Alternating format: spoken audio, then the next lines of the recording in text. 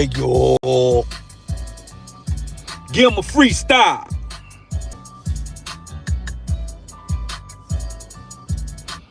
I ain't giving them shit. What's up with it, man? Let a Trill nigga come through. Tap in and see what it do.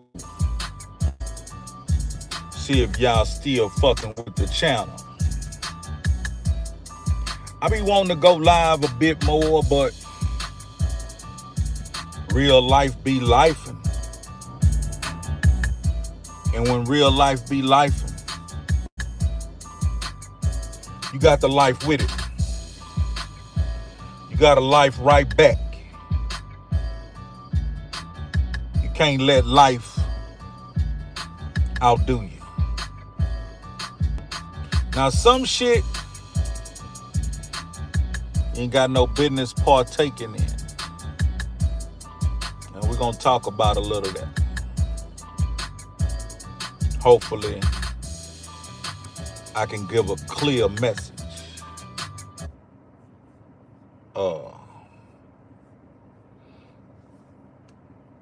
Not taking part, right?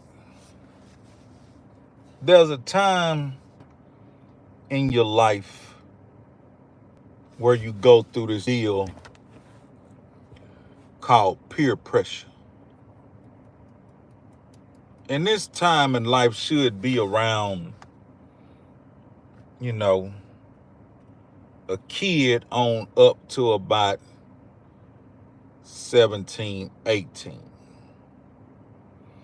If you still experiencing peer pressure after 18, you really a man child.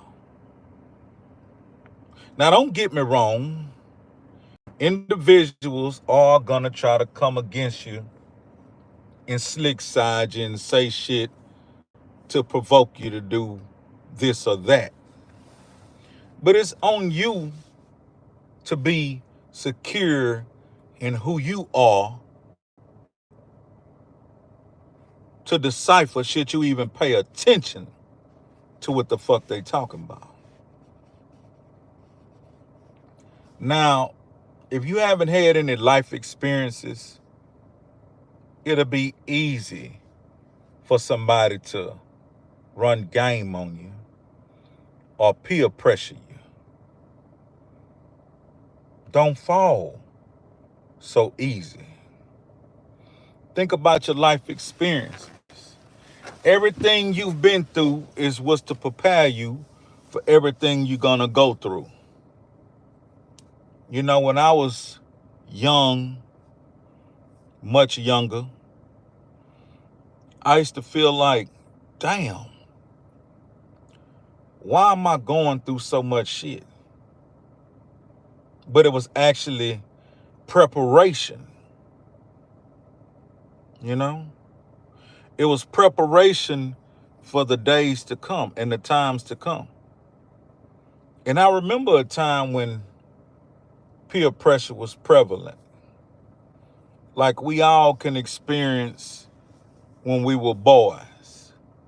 And maybe we had the one mature adult or young adult around. And he'd be like, y'all little niggas ain't never had no kagogi, huh? And so you would be pressured to say, yes, I have, knowing that you haven't. You have to know that it's okay sometime not to have had certain experiences and not just say the thing that you think somebody wants you to say. Because you never know who trying to set you up for failure. What's up with it, Don Play? Man, everything been gravy, man. Everything been gravy. I've been moving around, getting it in on all angles, Getting it in, moving around on all angles. Like, long as I'm moving around, pushing this beautiful gear, and doing all my other endeavors, man, everything is A-OK. Everything is A-OK. And salute to them boys that grabbed a hat and a t-shirt. You know what I'm talking about? Getting that bag on. Getting that bag on. Yeah. But yeah, so it comes a certain time where you got to stop trying to people please. Now, I understand at a young age, you don't know that that's what's going on. But it's best sometime to be quiet and listen. Because a lot of times, plots reveal themselves. When I was younger, it was a couple of people that I wanted to look good in front of. And they always set me up on some bullshit.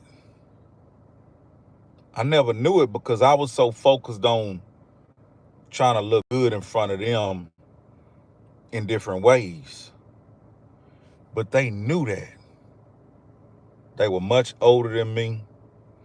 And they knew this nigga want our approval. When in actuality, they knew they wasn't shit. They knew they had me fooled. But outside of me, nobody else was fooled. So you have to be careful, man, to recognize when somebody trying to peer pressure you into doing some shit that you ain't got no business doing. Doing some shit you shouldn't even think twice about. Because it can wind you up in some predicaments that'll make you wonder for years, why in the fuck did I do that?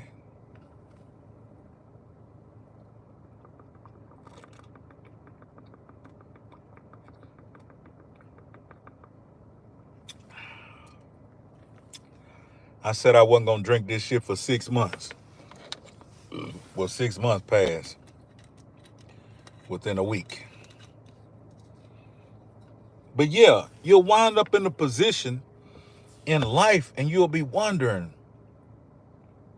how in the fuck did I get here? DJ Dirty, what's up? You'll be wondering, why in the fuck did I do that? Unless you made a conscious decision and you stand on business. Now that's something that they're saying a lot these days, standing on business. Even the pastor starting to say standing on business. But you have to determine what business is worth you standing on.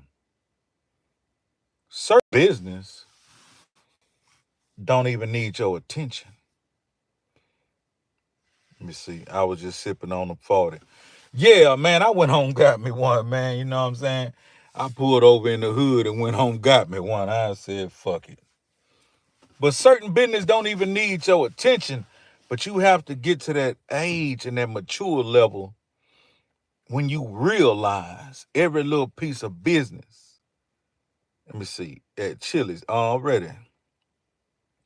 Every little piece of business don't need your attention. But from age, I'll say 10 to about 17, you should be coming up out of that by the time you turn 18, depending on your environment. Now, if your environment is full of knuckleheads, you're going to have to pull away, man. Or you're going to be forever being tested.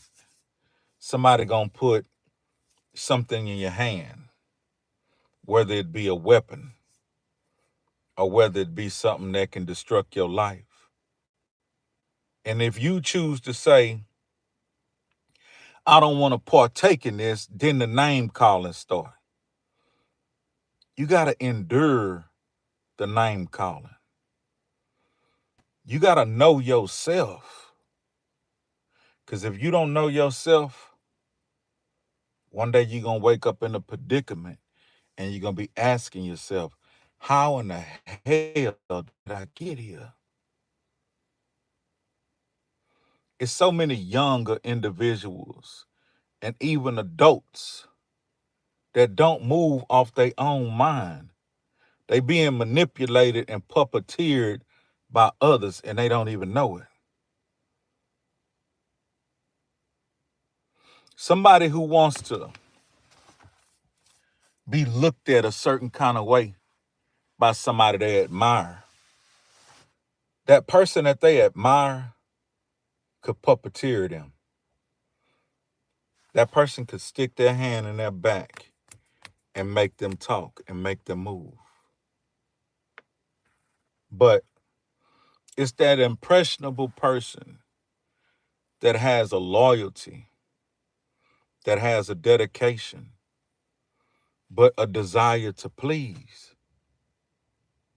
And sometimes that's the downfall. That's the downfall. You got to be able to pull away, man, and do your own thing. And don't listen to the chatter. Don't listen to, oh, he a hoe. Because you won't do something that somebody think you should do for them to look at you a certain kind of way. What's the reward? What's the reward when, oh, they don't think that you a hoe. They think that you a G, or they think that you this, think that you that. What's the reward? There ain't no reward. It's all a game that we play on each other. It's all a manipulative game that we play on each other.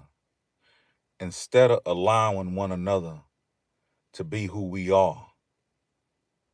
And don't get me wrong, sometimes boys need their game sharpened, and you help sharpen their game. But when you use a person as a pawn in your game, now you manipulating them.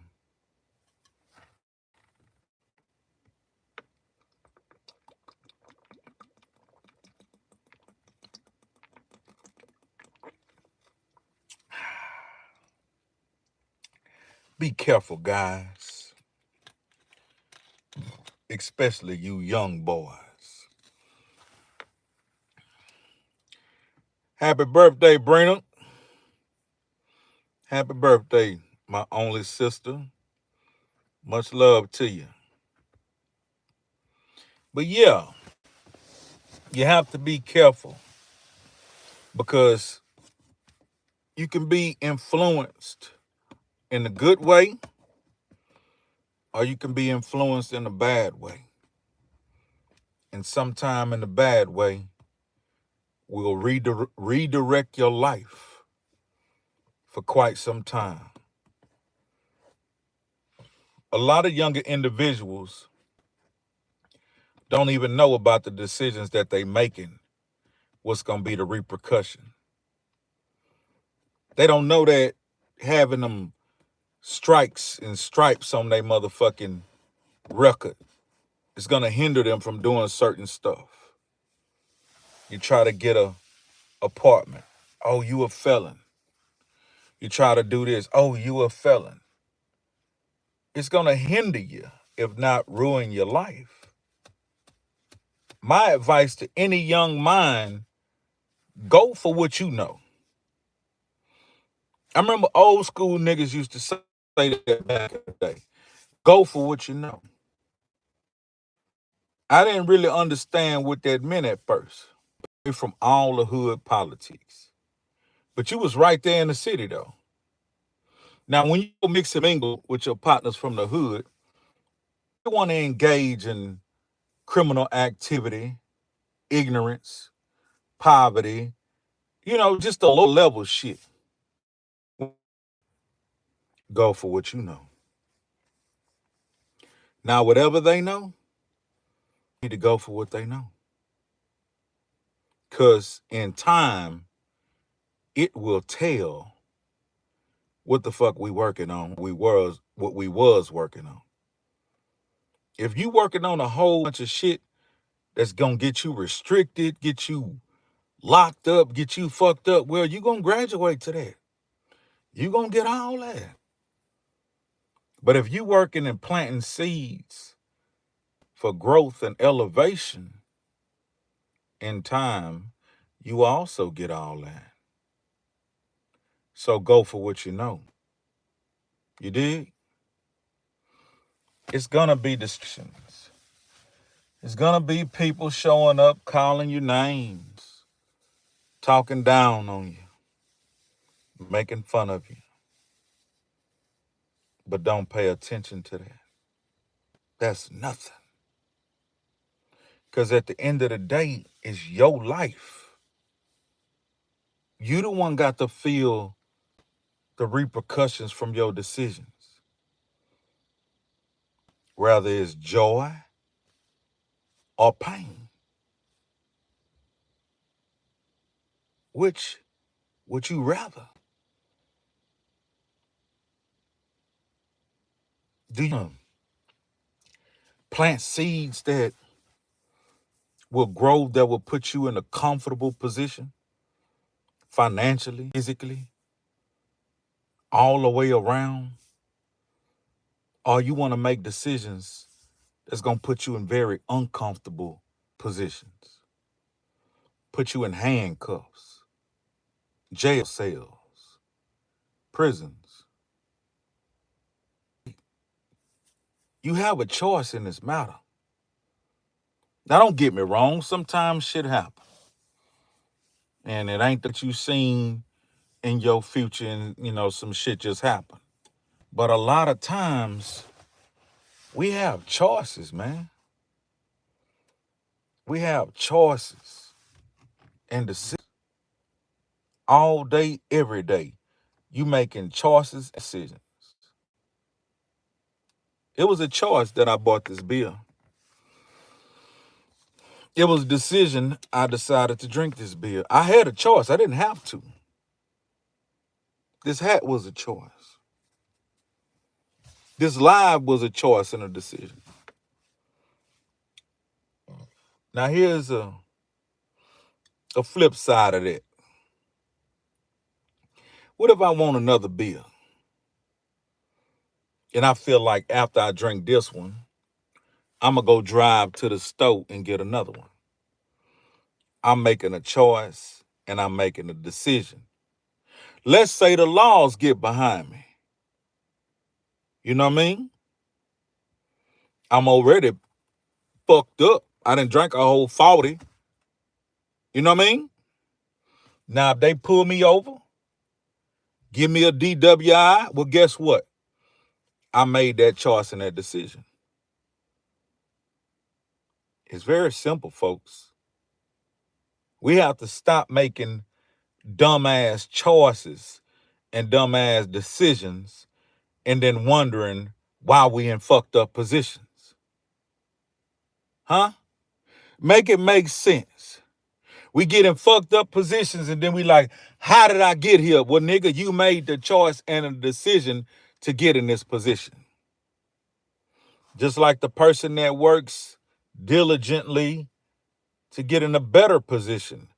When they wound up being able to take vacations and cruises and boats and rafts and fishing and snowboarding and hang glide, whatever it is they choose to do, is some seed that they planted earlier in life that allowed them to do that.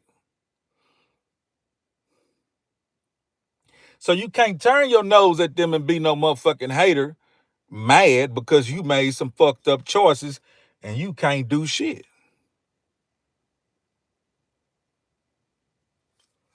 Get away from peer pressure.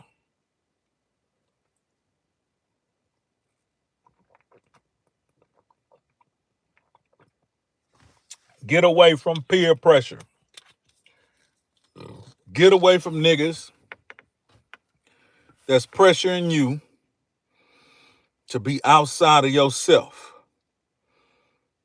Hey, I appreciate that 99-cent daily reminder of masculinity. I appreciate that dollar. But get away from those type of individuals who push you towards negativity, then insult you because you don't want to be a part of it. That's the dumbest shit ever. You got to learn to be silent through the criticism. You ain't got to respond. Oh, hoe ass nigga. Because you don't want to be dumb, you become a hoe ass nigga. Because you don't want to throw away your life, you scary. Let me show you something. This is a meat grinder. This is a meat grinder. This is the opening to the meat grinder. This handle is churning. Inside the opening, there's blades working. And they're moving simultaneously to grind up whatever they come in contact with. Okay? In our culture, we reward you for putting your hand near the opening of the meat grinder. The closer you get your hand to the meat grinder where the blades are working, we applaud you. Go, go, go, you real. Man, that nigga, that nigga, that gangster. Say, man, that nigga, that Trill fool. That nigga real fool. That nigga a real motherfucking fool. Because if he take his eyes off the prize just momentarily, the blade of the grinder ain't gonna stop. And if his hands go further enough, it's gonna grind this shit up. It's gonna maim him. It's gonna cause harm to him. But you like the likes. You like the comments. You like the applause. You like the attention. So you willing to get closer and closer and closer to the meat grinder. Unfortunately, some of our people are so mesmerized with the likes and the comments and the cheer and the applause. They're inside of the meat grinder. You, as well as me, don't even need to get near the grinder. Let me say that again. You, as well as me, do not need to get near the grinder. I don't give a damn if you tell me you a hoe because you don't want to get near the grinder. You a mark.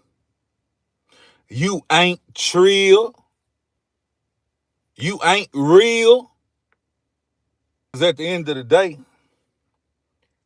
I'm going to have all my phalanges. And I'm not going to cause myself no intentional pain to please you. I'm not going to directly cause harm to my harmony and my peace and my well-being to please you.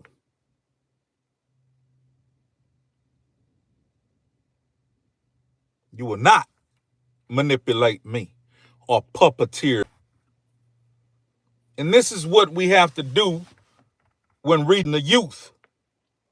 They're very impressionable right now. They're very impressionable. We listened to music back in the day, and it was influential. None of us can sit here and lie and say we wasn't influenced by certain artists and certain music. Music is very powerful and very influential. Let's say Snoop Dogg. Rolling down the street, chasing ladies, sipping on gin and juice, laid back. Got my mind on my money and my money on my mind. After hearing that song once or twice, you jumped in your car, rolling down the street, listening to this song, sipping on gin and juice, laid back, with your mind on your money and your money on your mind. Just that simple. You were influenced. There was another song by Snoop Dogg. Rat-a-tat-tat with the bad, some shit. Never hesitate to put a nigga on his bag. A younger individual heard that same song when I heard it. Rat-a-tat-tat, whatever, but never hesitate to put a nigga on his back. It was a jamming song. It was cool. But did it make me want to grab a gat and not hesitate to put a nigga on his back? It didn't. Because I had my own mind. Now, ever since the tender age of 13, I understood that growing up in the hood, the dynamics of the hood will not always be favorable in your favor. Sometimes the hood might pat you against an enemy 4 times bigger than you. It might be multiple enemies. Hey, you just never know. So I started to pack a pistol. I started to pack a little pistol. But I never displayed this pistol unless it was absolutely 100% necessary. I've actually had fights with this pistol on me in my pocket. And never once did I think, pull it out.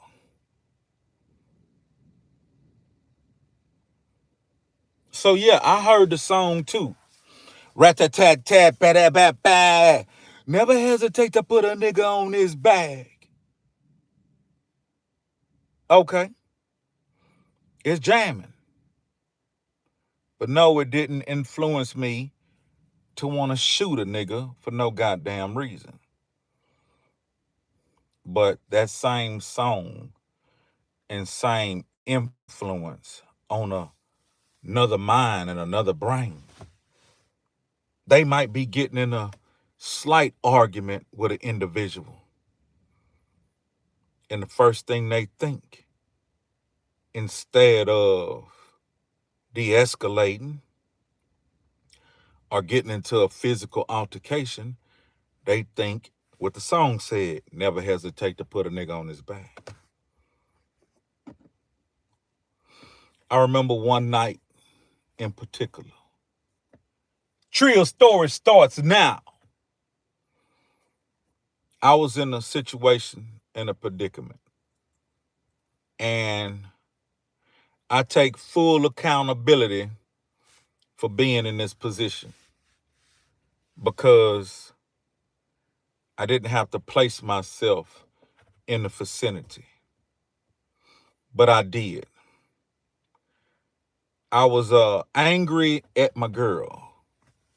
I was angry at my girlfriend. I told her not to attend a certain dance or whatever. And she wanted to be in the place to be, so she went anyhow.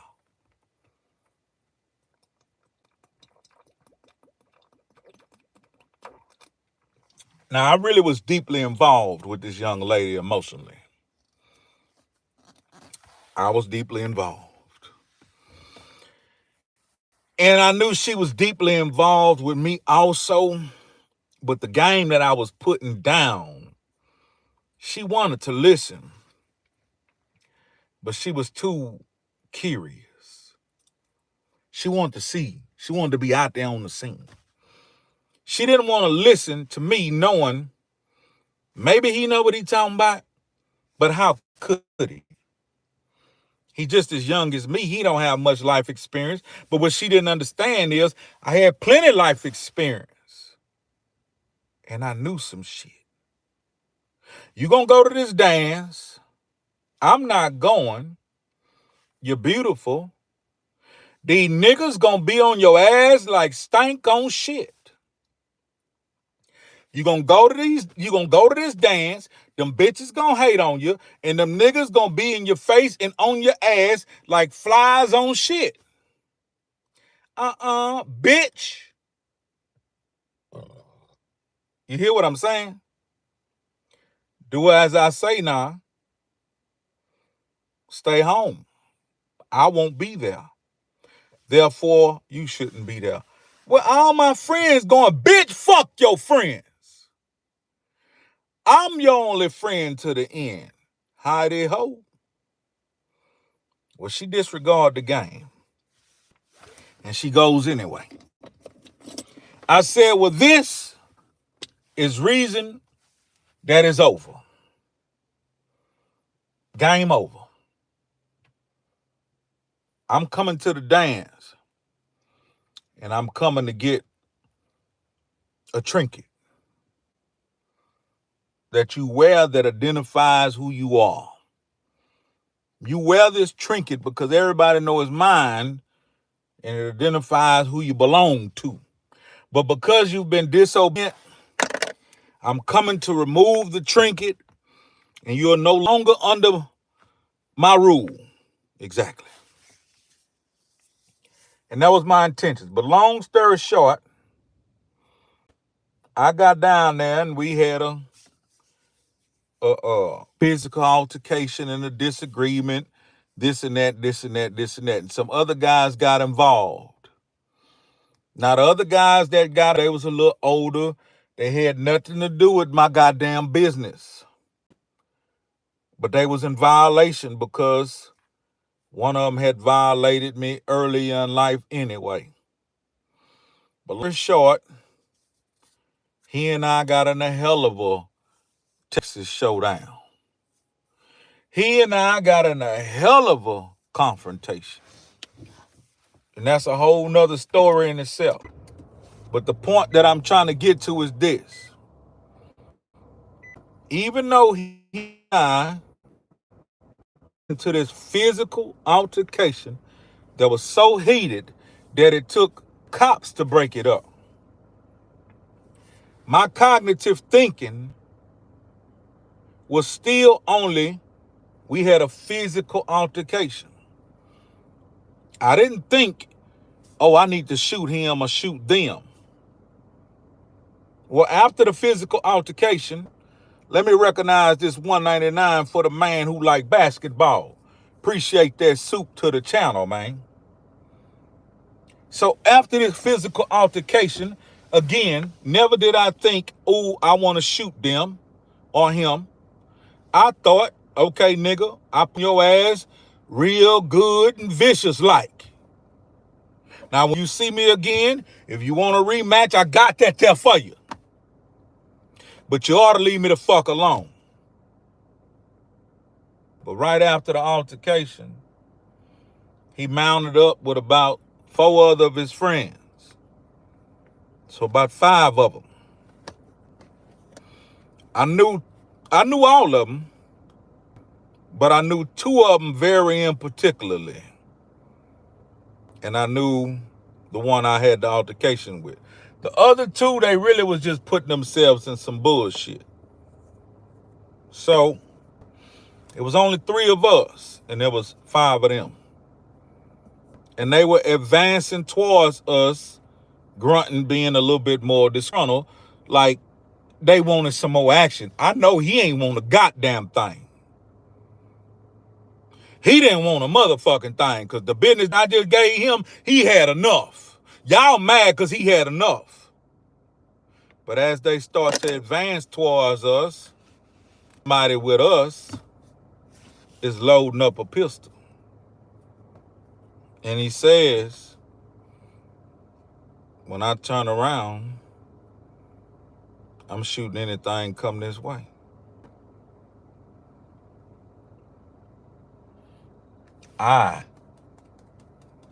While he loading this pistol, turns around and I tell them, hey,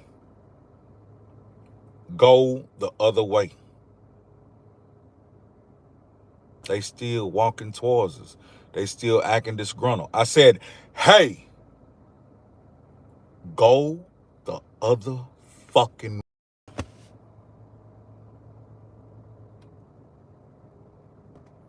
They stopped in their tracks. My partner was about to turn all the way around. The street lights beamed down on the chrome he had. They disappeared into thin air.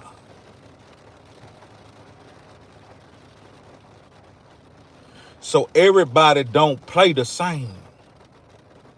The influence ain't, the minds and the hearts are not the same.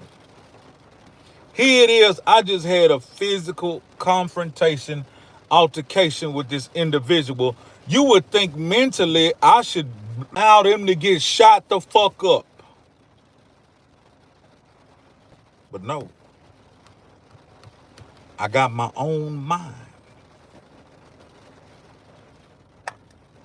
And so should you.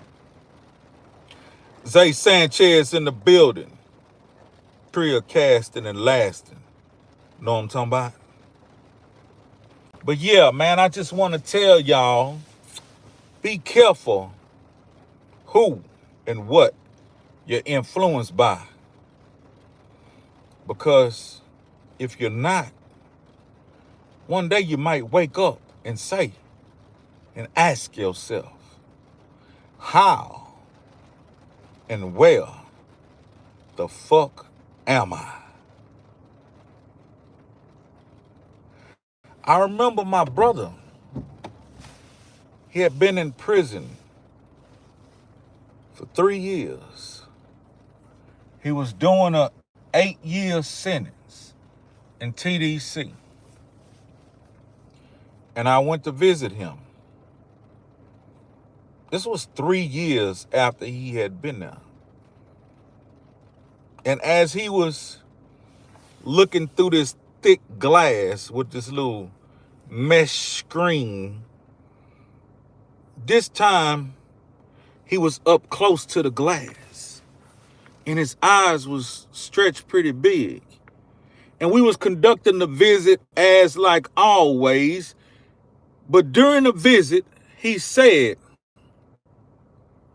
I'm in TDC. I didn't think nothing of it.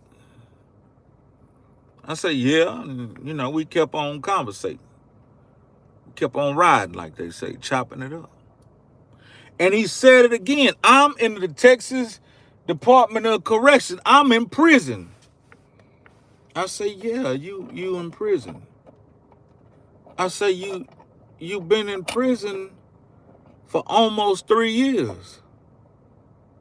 He said, man, how in the fuck did I get here? He said, man, I'm just realizing that I'm in fucking prison. Fuck my head up. Fuck my head up.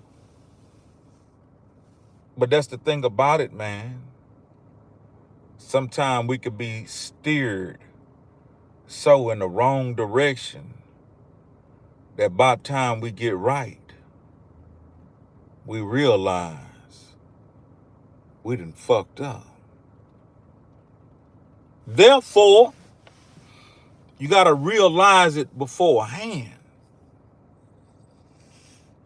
No, I won't drink this 40 ounce and go drive around to buy another one or roll down the street looking at ladies sipping on gin and juice. You got to have your own mind. Dev's head, you got to tell them they got to have their own mind. They can't listen to this music and these artists and these influential people and go out there and repeat mistakes that's going to fuck them in the end. You can't go out there and repeat the mistakes that's going to fuck you in the end, my nigga. Because guess what? At the end of the day, you and yours will be the only people affected. Nobody else. Not the people in the comments, not the people hitting the like button, nobody else. You will be the only one affected from your works.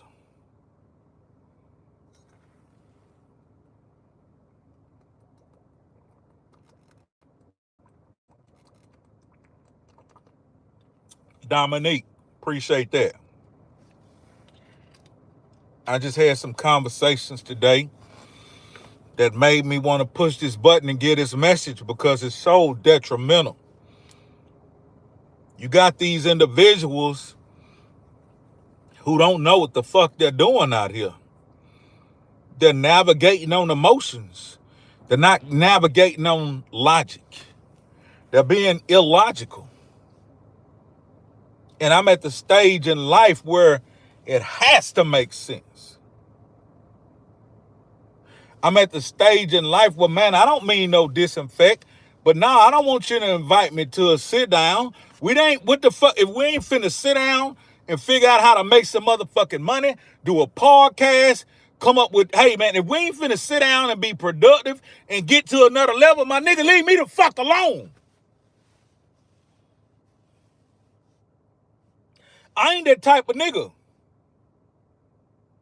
Nigga walked up to me earlier, put his iron all on my shoulder. How about them Cowboys? Man, get your motherfucking hands off me.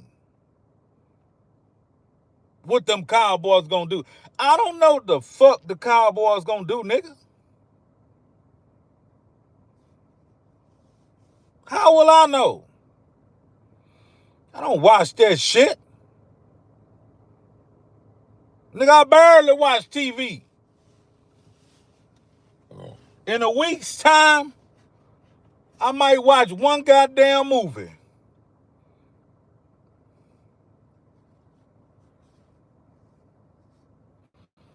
I ain't that type of nigga.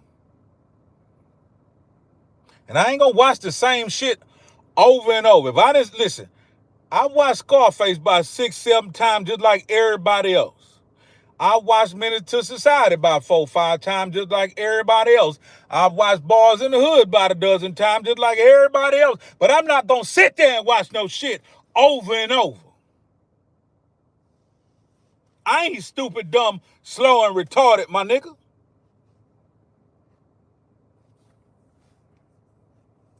Fuck, I'ma sit around watching football for.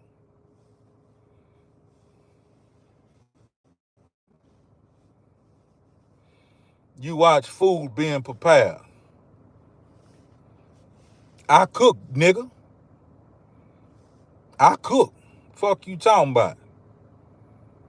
Yeah, and appreciate everybody who go to trillgear.biz and get that motherfucking gear. Appreciate everybody who support this channel. Appreciate the sales that came through today. Appreciate the sales that's gonna come. And if you haven't, go to trillgear.biz and get you some of this fire-ass motherfucking merch and be glad you can talk directly to a nigga and do it. Other than that, don't be no hoe boy. You know what I mean? But nah, I want y'all to stay safe out there. And I want you to recognize when you're being manipulated and peer pressured. By this age, you shouldn't even be fazed by that shit. By this age, niggas shouldn't be able to trick you into doing nothing. Because what I realized, like, some of the shit I was peer pressured into was harmless. But some of the shit wasn't. Like, I remember a time when one of the OGs calls himself trying to see what we were made of. And he was testing out a handful of us. But all these niggas was ignorant ass motherfucking fools. You hear me? All these niggas he was testing was ignorant ass fucking fools, including me at the time. And so he talks this OG shit about what we gon' do and what we should do and what we won't do and what we scared to do. And when we got to doing all this here shit that he thought we wouldn't do, that nigga had to tell us to stop.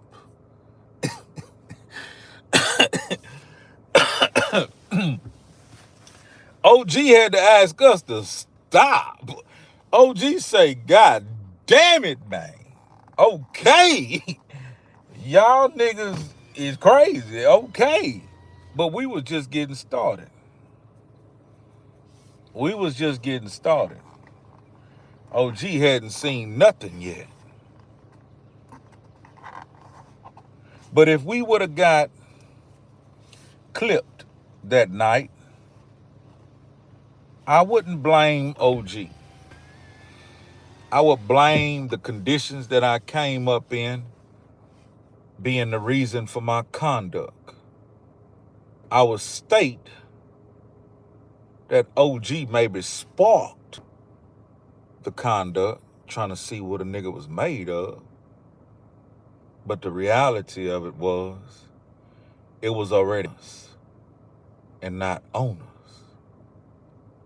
A lot of these kids ain't built like we were built. I like that shit. Wake up, Texas in the building. Salute.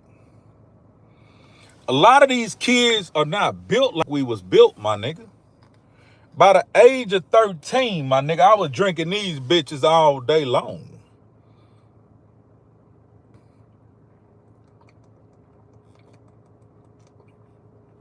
By the age of 13, my nigga, I was staying out. My mama telling me, oh, boy, you can't do this, boy. You can't do that, boy.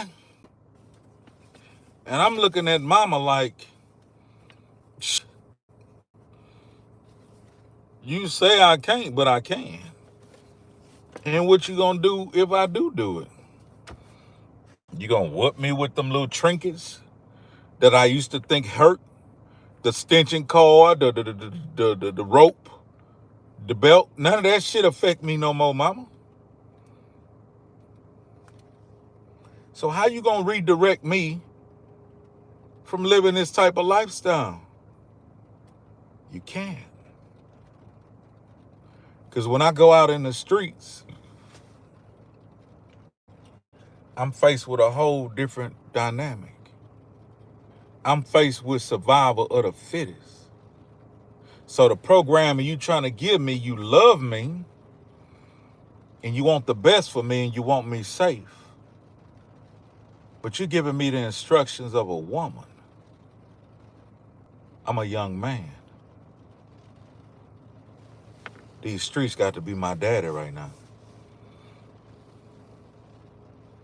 And I had to make that decision. These streets got to be my daddy, mama. And I learned the do's and the don'ts in them streets. Now, when I refer to the streets, don't think I'm saying, oh, I'm just this big, great, big old street nigga. Oh, I'm just telling you, when you bump your head enough, you're going to learn. When you come near that meat grinder long enough, you gonna learn.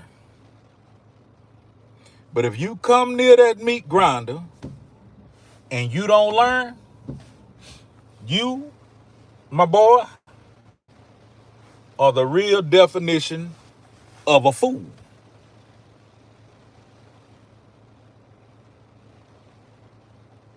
If you keep doing the same thing, getting the same results, you, my boy, are the definition of being insane.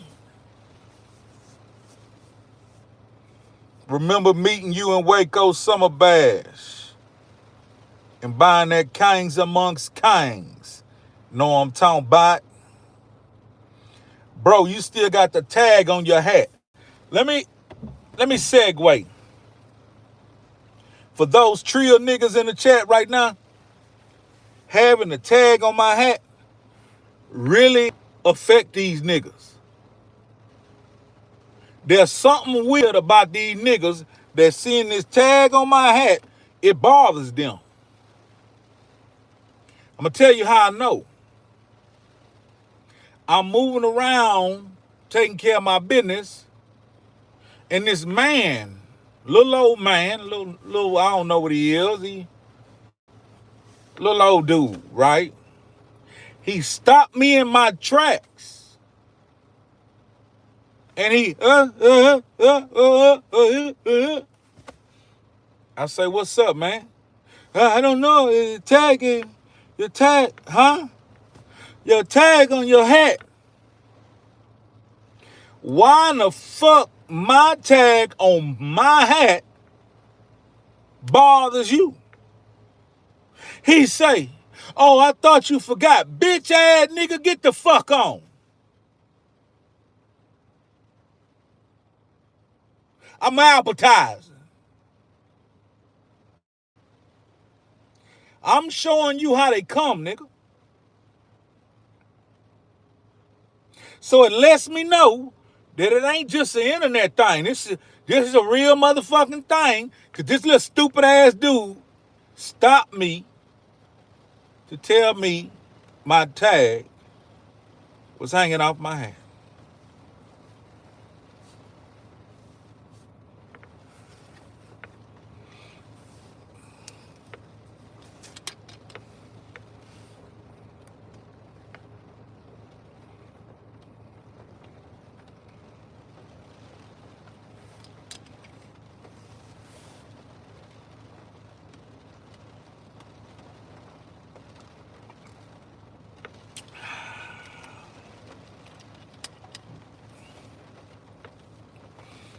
Why would I return it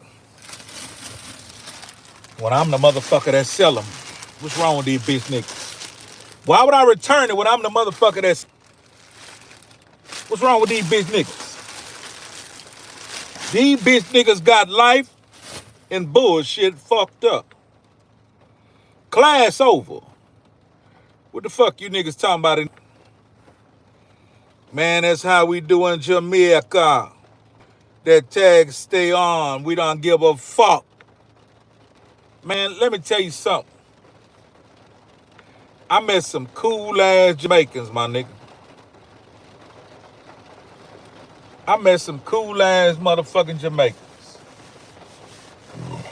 Man,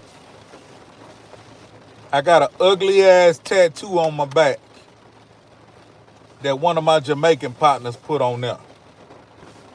One of my Jamaican partners put this ugly ass tattoo on my back. I had one of them, his name was Carlos. Carlos spoke 3-4 different languages. Carlos looked like a Paul parrot, you hear me? But Carlos spoke 4 languages. Now, that them Jamaicans wasn't nothing to play with, especially Carlos. I'm gonna tell you why. Carlos was fit in the bitch, and he liked to play soccer. And he ain't bother no motherfucking body. But one day, niggas kicking with Carlos. The other Jamaicans, they were laughing. But I knew something was up. So the one who put the tattoo on my back, I could see his face, but I don't remember his name right off. It's been many years ago. But these niggas, regular niggas from the hood, they fucking with Carlos. Carlos told him 2-3 times, go ahead on, boy. He was not afraid at all. But they fucked with Carlos 120 times. He said, okay, I want to fight all y'all, one by one. He said, I want to fight all y'all one by one. All the Jamaicans got behind him. I happened to be standing over there with him, because those was my niggas. The little dumbass niggas said, yeah, nigga, what's up? Man. One of them little dumbass niggas got in a square with Carlos, and he didn't throw one lick. He kicked that motherfucker about 6-7 times. Bow, bow, bow, cow, bow. Man, he kicked the fuck out this. He kicked this nigga down. After he kicked this bitch ass nigga about 6-7 times, this bitch ass nigga on the ground like a broke dick dog, rolling like a motherfucker. Carlos turned around and asked the next motherfucker to come on with it. All them niggas wanted to do then was talk. Once I started talking to the Jamaicans, they say this nigga here is a kickboxer. They say this nigga here is a bona fide kickboxer.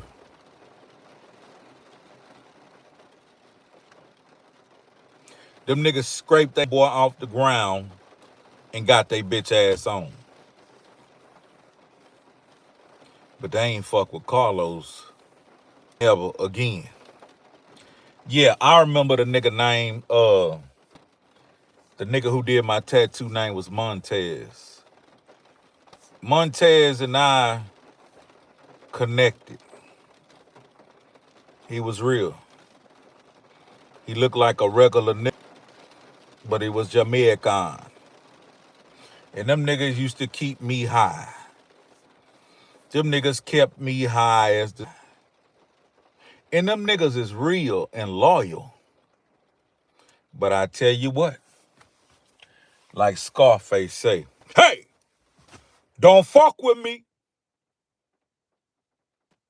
Don't fuck with me. Don't fuck with them niggas. I'm talking about nigga had a curl. Nigga was skinnier than a bitch. That nigga said Ron's Clyde Bumber, Clyde all the time. Ron's Clyde, Ron's boy, Bumber. As all he say. They thought he was a hoe. He beat a nigga one day with this part of his hands and his elbows. He beat a nigga ass one day with this part of his hand and his elbows. All he was, pow, pow, pow, pow. Like, fuck the nigga up real quick. Like, pow, pow. Like, them niggas, man. Niggas be coming out the hood just cause we think man, niggas be learning all kind of shit, my nigga. You gotta dig. These niggas from Jamaica, but these niggas know 4 different languages. These niggas speak Spanish, French, Jamaican patois, African, you know what I mean? It be African. It might be Swahili. Here we are from the United States on America, and all our dumb ass can speak is this white boy's English and Ebonics. Salute to all my motherfucking Mexican niggas that speak that goddamn Spanish and English. Spanglish. How many languages can you speak? Because the last time I checked, all I know is this white boy's dumbass English. I got to fuck up my monetization. I want to play something right now. This is one of the most prolific artists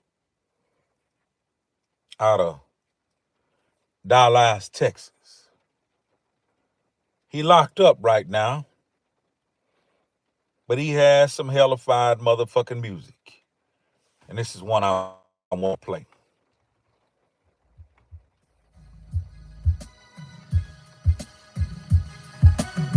I'm fucking up my monetization for all my Mexicans and my niggas and my Jamaicans and my white girls. Come on, man. I mean business, why niggas only scream business. I've seen business, why niggas only dream business. A clean business, a white, a green business, a team business, a motherfucking king business, a concrete cartel solid ring business, a Freddy Krueger nightmare Halloween business. I pledge honor as a head runner, and to death was a part. From the start it was a scared promise. I was accepted as a favor. Fucking with my next door neighbor, I was brought straight to the table. This motherfucker didn't know me, he just put it in my hand, gave me a jam. My neighbor glanced, said you owe me.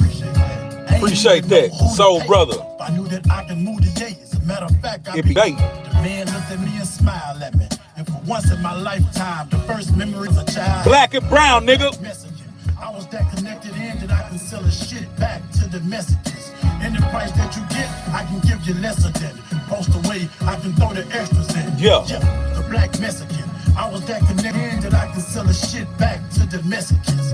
Any price that you get, I can give you lesser than. Fuck what it post away. Yeah. Throw the extras in. Money came fast, but the foes came fast. Zay. We made enough cash to put this whole game past us. Feeling like, why quit? We got this whole game mastered. Long as niggas play their role, many hoes came catch us. For some strange reason, I just want to take over. Yeah. State after state, I want to stay mobile. Yeah. Cause one feeling me, he wants to stay local. So, brother. Behind, it's time to play poker. Then finally they woke up, cause every time that they woke up, I was buying the Them hoes on deck, so, brother. Finally stay post up, and finally things choked up. My connect had got popped, and finally they spoke up. Cut off my connect, cause they lost my respect. My little cousin got jammed. Damn, I thought I was next. Yeah. My little cousin lawyer, and I pray he gon' walk. Told him stop writing, dog. It's best we don't talk. Yeah, the black messaging. I was that connected in that I can sell a shit back to the messages. Any price that you get, I can give you lesser than. Fuck what it supposed to win, I can throw the extras in. The black messaging. I was that connected in that I can sell a shit back to the messages. Any price that you get, I can give you lesser than. Fuck what it supposed to weigh, I can throw the extras in. Hell nah, I wanna shook up. Hey, this a nigga out of Dallas you probably ain't never heard of. But one of the most lyrical, prolific Trill streakers authentically that you could ever listen to. Let me tell you what I mean by that. This rap shit, facade, my nigga. You rarely find niggas that rap that are who they portray to be in their lyrics. You rarely find that. Most producers are introverts and nerds. You hear me? I don't mean no disinfect. I'm just telling you from my life experience, most producers are introverts and fucking nerds. You hear me? If you ever find a rapper, a producer, if you ever find a producer that's actually a street nigger, he's a rare breed. Now, before this new age and this new wave, a lot of the rappers were just fucking empath, storytelling niggas who may have been around street shit. Most rappers are not really street niggas. Now, these days, these younger kids and a handful of niggas from the old school are who they say they are. But the majority, fucking good boys, good kids that was off into break dancing, poetry, and rap. You don't find a nigga like this that authentic. If you listen to this nigga catalog, he's underground as fuck, okay? You probably never heard of him, and you're hearing about him now, but he's underground as fuck. But if you listen to his catalog, you listen to his lyrical ability. This nigga is a poetic nigga, but this nigga really everything he rapping about. It's very rare. Very rare, Holmes. Another rarity, J-Dog the Young Hog. Very rare. You know what I mean? I remember when I first met J-Dog, some of his partners was like, man, this nigga won't even leave the hood to go to the studio. I'm like, damn. Like, do this nigga know how much the world love him and want to hear from him? But he in the bricks? That's rare. You rarely find a nigga that's really who the fuck he say he is. I ain't no street nigga. I ain't no gangster. I ain't no killer. If my music ever made you think I was some kind of killer essay, some gang member or some gangster, I'm just a hood nigga that been through a lot of shit. I lost some of my fights.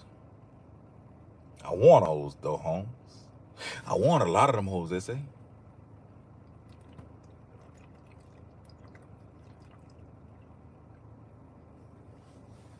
I've been bullied. When I was a kid, I was bullied. But I decided to stand up for myself. And I decided to be conscious and aware of my thoughts and face my reality. So my music is my story, Holmes.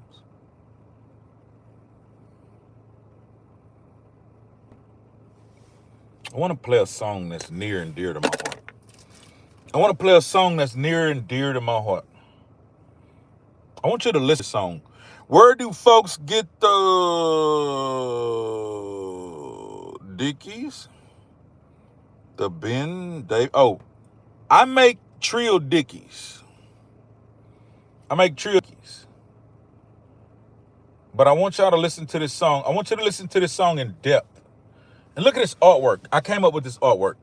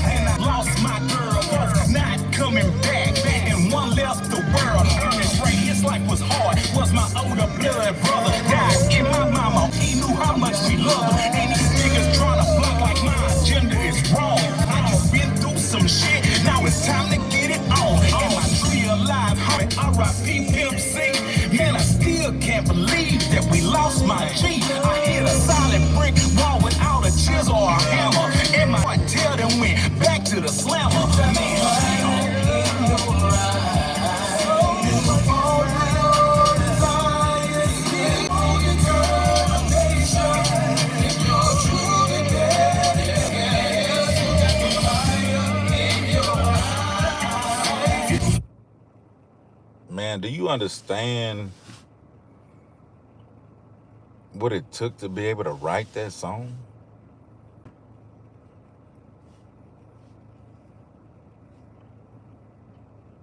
Nigga, to be able to write that song, you gotta have some fucking life experiences, fool.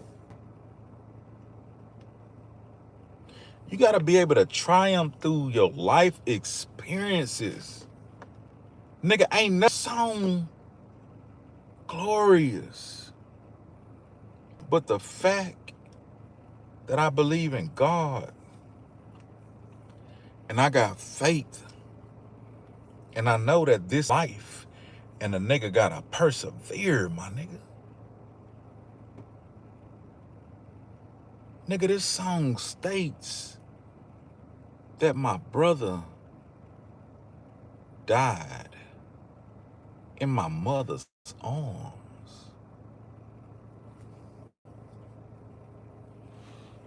But it don't describe the scenery. When you hear that, you think, oh, they were in the hospital. No. When you hear that, you think, oh, they were in the hospital. They were in the hospital bed. She was hugging her son. No, my nigga.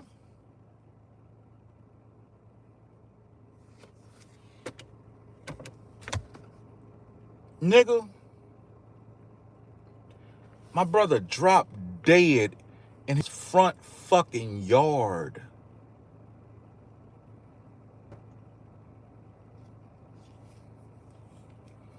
My brother dropped dead walking into his house in his front yard. My mother rushed towards her son, because every time he got up and tried to walk, he'd fall. And the last time he got up, she rushed towards her son, and he fell on her. And when he fell on her, they both fell to the ground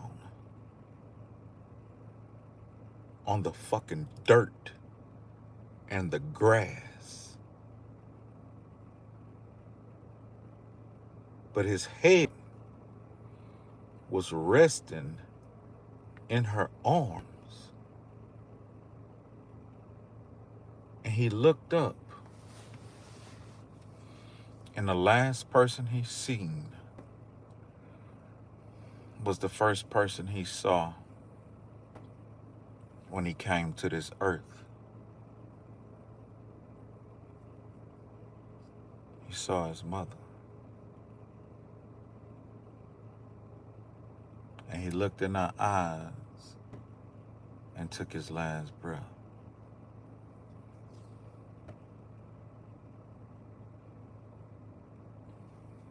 To be able to write that song, my nigga,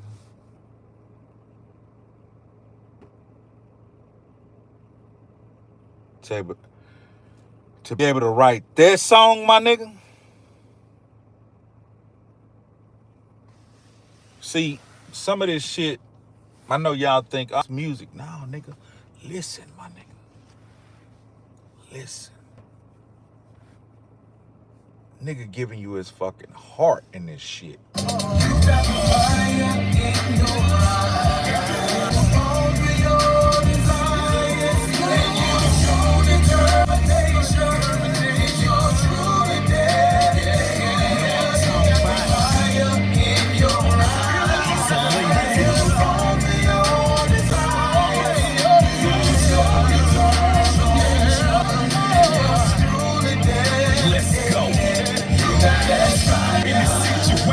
There goes inflation, and the devil keep on tempting me and testing my patience. Lost the best friend I had, and I lost my girl. Both not coming back, and one left the world. Honest, Ray, his life was hard. Was my older blood brother died in my mama arms. I wish he knew how much we loved him. And these niggas trying to block like my agenda is wrong. I done been through some shit. Now it's time to get it on. believe that we lost my G. I hit a solid brick wall without a chisel or a hammer. And my nigga cartel then went back to the slammer.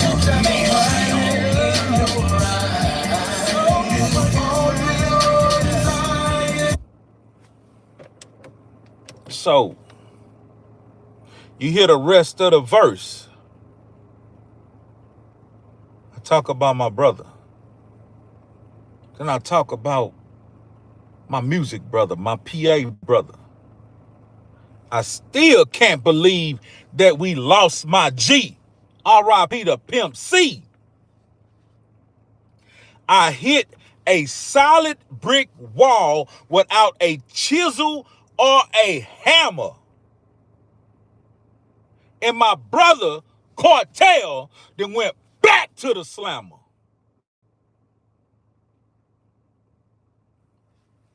Nigga, what I'm telling you is the nigga that's revered and loved that we all miss. It's my homeboy. And he gone. While he was here, the doors were opening. Oh, they were red carpet. Oh, the doors was alakazam.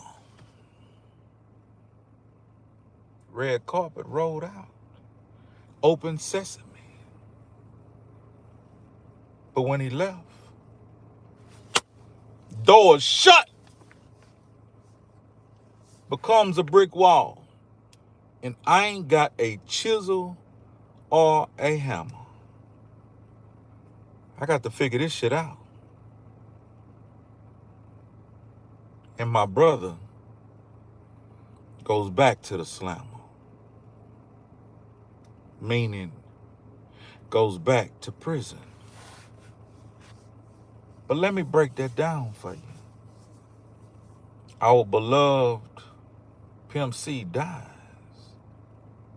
All the green lights, all the action, all the motion, I saw it coming to a halt. I gotta figure it out. Then here my little brother,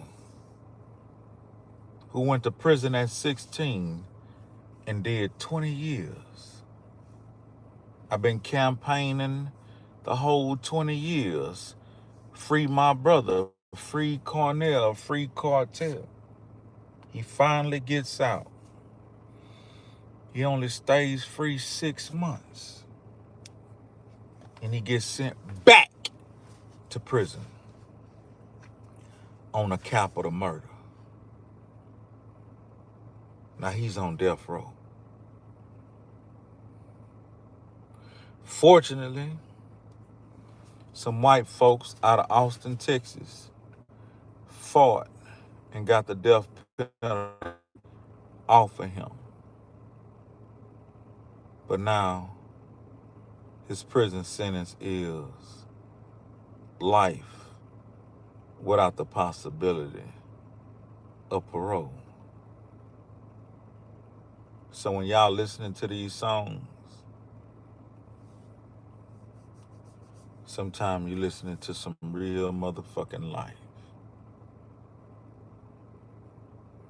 I'm not just trying to sell you a jingle. Nigga, I'm giving you a piece of my heart. I'm giving you a piece of my reality. And I'm showing you my pure intent and my endurance and my triumph in my struggle, hopefully to motivate and inspire. Don't let these motherfuckers manipulate you and puppeteer you and push your bitch ass in no jail cell so you can impress them. Y'all niggas stay Trill and stay real. If you can hear my words, If you can hear my voice, y'all niggas stay real and stay trill.